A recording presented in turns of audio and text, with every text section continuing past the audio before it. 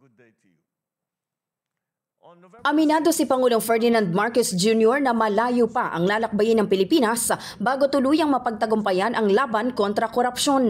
Sa kabila nito, patuloy naman daw ang pamahalaan sa paggawa ng mga hakbang na inaasahang makakatulong upang mabawasan at maiwasang malantad sa korupsyon ang mga taga-gobyerno. Sa kanyang talumpati sa ika-5 State Conference on the United Nations Convention Against Corruption, ibinida ng Pangulo na kabilang sa mga bagong hakbang ng pamahalaan ang nilagdaan nitong batas na New Government Procurement Act nito lamang July. We are combating corruption using a two-pronged strategy.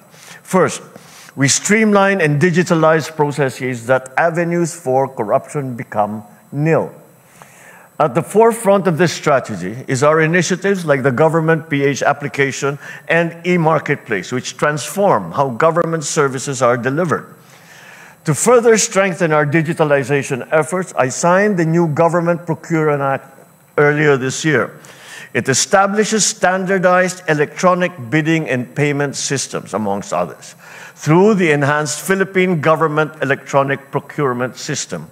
Sa pamamagitan daw kasi ng pag-digitalize sa mga transaksyon sa gobyerno ay mapapababa ang tsansa ng korupsyon at mababawasan ang paper usage at mas makakalikha ng detalyadong audit trail.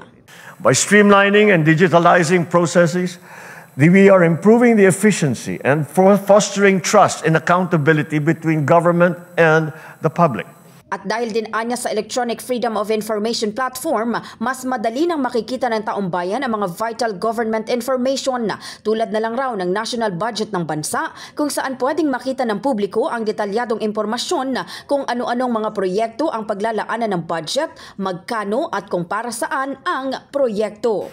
Complementing this is our second strategy of empowering the people to participate in good governance. It is done by promoting full public disclosure of information in the way that we do business in government. In the heart of changing lives, ito si Brigada Maricar Saragan ng 105.1 Brigada News FM Manila, The Music and News Authority.